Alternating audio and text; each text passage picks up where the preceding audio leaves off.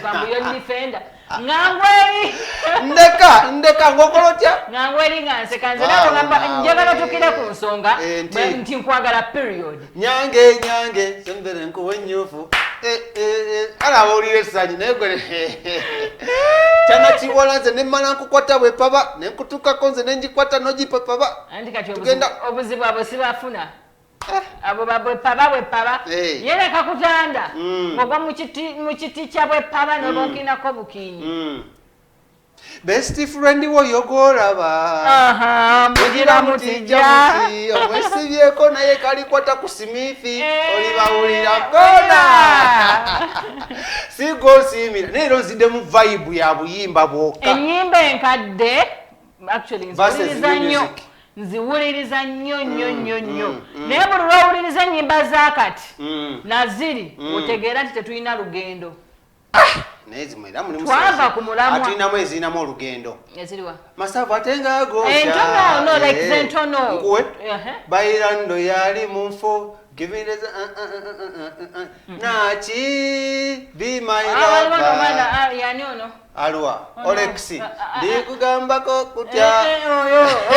nalondo lina jerulaga nenga twagala babuzako mu ngeri y'enjawulo mugamba mutya katusubire mu feeling highly and very good and very well nga ffe tuli abude wampe we wakinyika gobe nekirinzo gama kimu kyokatoka just pull on a black or white ogenda kubeera nga tokikubanga ffe tuli nenga twagala babuzako mu ngeri y'enjawulo abantu bekyengera natete nsanji bwe bajja makerere kayere manena mpaka eri bombo mugamba mutya mwena by the abantu be bombo awo ku barracks tulaba nnyo waliwo kyemba ngeffe tuli banubbi naye mutukubira show nogamba naye tujje tukeko show mu lunubbi oluzungu lwagaana tonnasibaako oluzungu lwagaana nedda kati kankubulira ebintu bino byanjawulo holding a conversation mu luzungu kyangu nnyo naye omulimu batukola guno ogwolugambo kubanga nzijukira ne ku ssomero era twaga now there is no what this thing now let's now olugambo ne lukwajja ayina kiboni nga natoka kiteka bali ne kadi webale nnyo olugambo 1 hour tubekerudde mu luzungu kwati ebintu bino you can hold the conversation by the way in English namabala onamenya n'omuntu you get the deal done naye ne bakutusa ku access ne bakugamba sabula you can fail to greet you fail to greet the people you fail to say anything nenga amanya yenze King Smith nga buli jomba ntuse sitambulanze kanze kantambudde n'ennyange ya leero nyange asidamu kwambala bibyero kubanga kati Saidi Zeri omukono nawe tetuyawula omukono anti Saidi Zeri gola ekisenge n'omukono atona osobola kubanga following all social media platforms ate nga mbabatulabira ku Facebook kyemukola kirungi nnyo we love you very much kadata ako abaana batulabira mu diaspora namwe tubaagala namwe abatulabira ewaka it's the same story ate njagala okubanga nkutegeeza nti gwe ayagala okubanga otambulamuko ogenda kubanga wekwata ba Harold the travel consultant abantu abamulombogerako manya when you're there and you're planning a trip tolonzalonza ate bano bakute ne batwala mwana mulenzi babadde mu ntambula z'amwana mulenzi King Saho okuva Uganda ogenda London okuba show yakubye London ye show ne mwana mulenzi Maddox Sematimba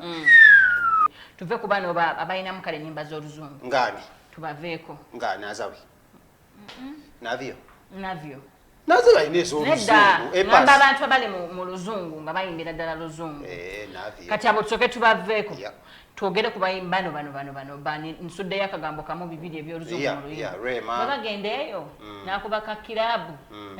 baba bakubira mu bana Uganda olaba obunene bwa studio yaffe eno bweti bwe babeera bayimbira ku tukuba show Fatul International anyways bagamba muno ababadde mu nteekateeka za King Saha agenda e London wali ate mu Royal Regents badde bannaffe aba Harold Travel Consultants nga bagamba nawe yagala ebintu ebiri authentic ebintu ebyamazimu omuntu agenda okutambuza nga ku ssente yo otambulidde okola ki ogira bulungi nnyo bano batandikira kuwaka ne bagenda mu air ticketing ne bagenda mu visa passport hotel booking bakubire ku namba 0758 646 oba oyagala WhatsApp bakole batya ayagala WhatsApp ogenda kubanga oyita ku simu eri ku screen yo obeere ngo bakonako enamba ez'okulika eri ku WhatsApp nagala MTN eri ku WhatsApp alo ne mnaine gyokubako ki direct abantu abo bakola obo bagalidde weereza ka message bajja kubanga ate bakuddamu ku 0758664731 omanye ebintu bino byakyuka muli agamba nsagala kuba simu simanyi ku typinga ku WhatsApp kampeze ka audio note kwake kakola kike kayanguwa enamba ya MTN kuba okola ki kuba oyita soko menu omanyi lero nze go waitress atuno yamba dakatete ikaba waitress go waitress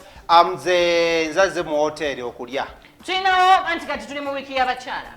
women is week kati tunoonyayo buli lunaku you're tunoonyayo smart. omukyala always that is my disease You're smart. You're welcome and you're beautiful.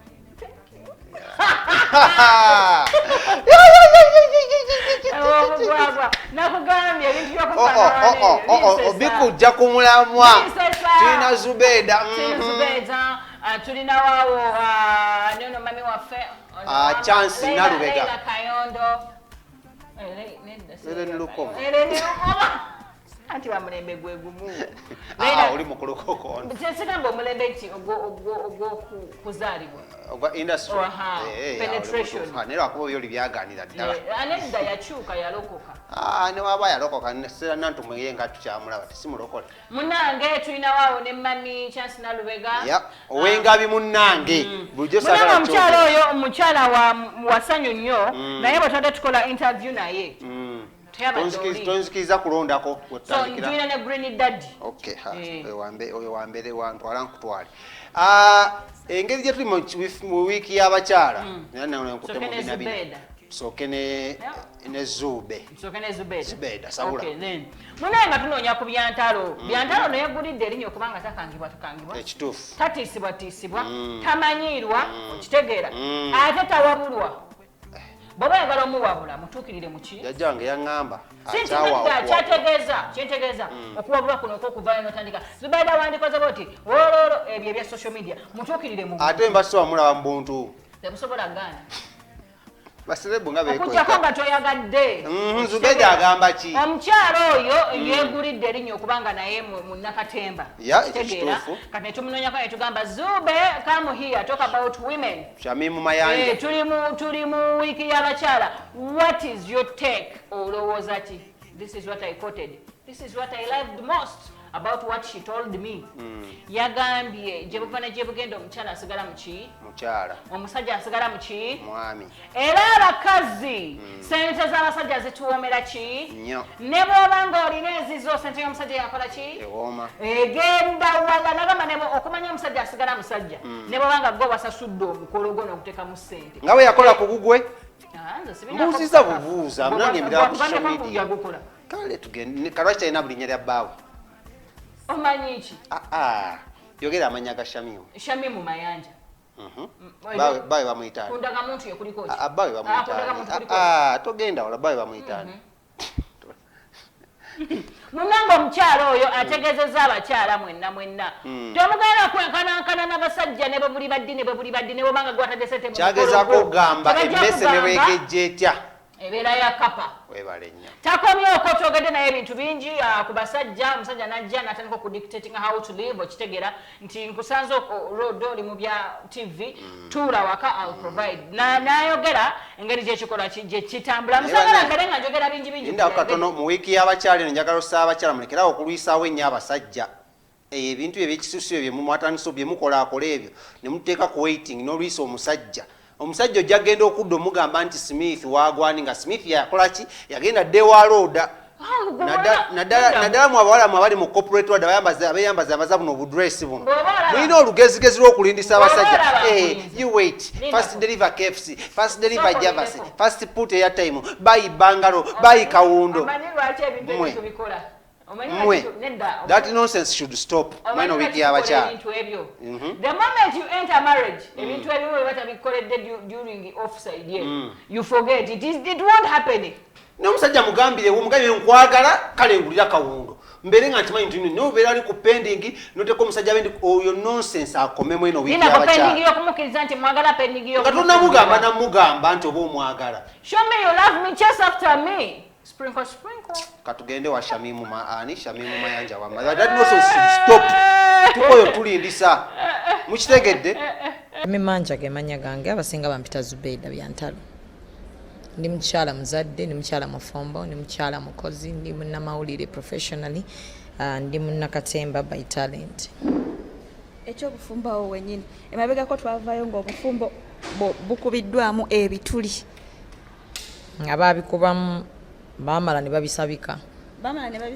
Nze ndi less concerned ndina ebintu by'abantu bye boogera ekirala neewozaako we necessary kizinga kiba kyetaagisizza bwe kiba kyetaagisizza tojja kunsanga ng'ate neewozaako. Abakyala mwenna abali mu healing process abafightinga depression muli bakyala b'amaanyi. Abakyala mwenna abakkiriza nti self love first nga sinayagala muntu yenna kikutaasako obutagenda mu depression ne bw'oba ogibadde mu depression naye kasita omusooka n'okkiriza nti nina okusooka ne neeyagala naawe oli mukyala w'amaanyi. Happy Women's Day. Nze ng'omuntu nnyimiririrawo abakyala because abakyala bali fragile balinga baana bato ate community ne culture byajja nga binyigiriza omukyala so omukyala nga talina nnyo ddembe lyakwogera. Kati ffe we tumaze okubitegeera ne tusalawo tujje tusobole okwogerera abo batasobola kweyogerera.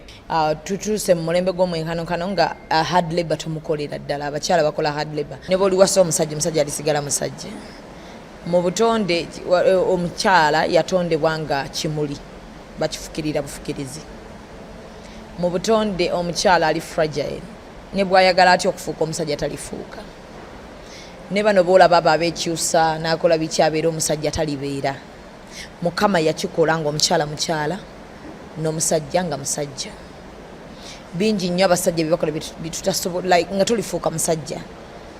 Era ne bw'oba olina ssente mmeka ssente y'omusajja ewooma. Teri mukyala atayagala kuwulira ng'abaana be basasuliddwa fees,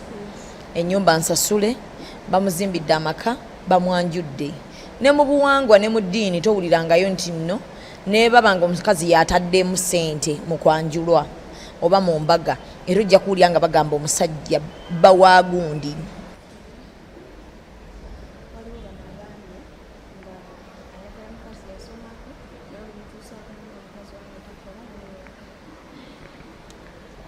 Tuyina embeera mu society nti abaami ab'enjawulo akuwasa akusanze gwe Shamimu okola mawulire ansanze nze Shirat nkola mawulire nangamba ebyo biveeko njagala otuule waka. Abasajja bangi kati abasinga bagenze bategeera era katulinawo abasajja ku 100 tulinawo like tufunyewo 10% ey'abasajja abakimanyi nti omukyala abeera beba basajja era buli mwezi basasula bakyala baabwe nti wamanya nti Shamim Mayanja yali afuna milioni 2 buli mwezi azimpeeka nanga makwegayidde tuuleeka. However ne bwaba azimpa nja kukolera ewaka neme kubeera idle. Era n'ekirala ku side ya fashion tukiraba nga kibeera kitya omukyala abakyala abasinga be tuyita ba tomboy ye nga yagalidde ddala afaanana omusajja. Gwe fashion eyo gwe ng'omuntu oba omukyala ogisanga ota? I find it weird to me, but simanyi abalala abakikola bo bawulira batya. Tuli mu mulembe gw'okugamba buli muntu akola ekimunyumira, akola ekimusanyusa nze bw'ayambala bw'atyo nga tavodde Mukama Katonda nga tayagadde kujjawo obutonde nga bwe buli. Oyo nno gw'olaba she's upcoming presidential aspirant. Era ku ballot ya 2026 ayinza okubaako naganya okukwata mu binabina naganya okukwata mu binabina oli muwala muto era ku bantu abali ku upcoming list y'aba presidential aspirants tulinako Apostle Byamukama Poziani Apostle Byamukama Henry tulinako Shamim Mayanja aka Zubeida Byantalo ajja na ntalo tayagala kumanya. Ojukira omanyi Shamim is reminding me omanyi bagamba history repeats itself. Ojukira bisera walako wamwetu wali nani mu high school I think by then either senior 1 or senior 2. Ebisera by'omugenzi mukama mwecho muleke emirembe. Bamwita. Oyasanyanga ne bamoti erinnya tebadde limanyi. 2010 I don't remember I think 2016 no 2002 no. Nali mu high school awo kwegamba bamwitani nina nkumuza mwaka ki oyinza okwogera ku mwaka nga nali mu primary anti producer onoga yazanyanga ne bamoti bamuyitana Padde bitama no lyembadde ndoze lyinza okwegera erinyefu padde bitama TX yeli okegweremu amafuta nga yambuka ennambooli ngatwala sente zakati kati Shamim byantalo history repeats itself nasiba eŋambye ne tulina n'omukulembeze gwe twalaba engato yazireka muno ali mu nomination ono wa FDC yagendera mu ngato yagenda ovayo nga talina ngato kati Shamim munnange ekintu kyenyamu kansubira okitegeera bulungi alaba mukazi wakumeka okwesimba siwakumeka wakusatu wakusatu some of them have been puppets but Shamim is not a puppet okamuwa asijja muwa kalulu sikyengambe kwanze nze sinatuuka myaka gironda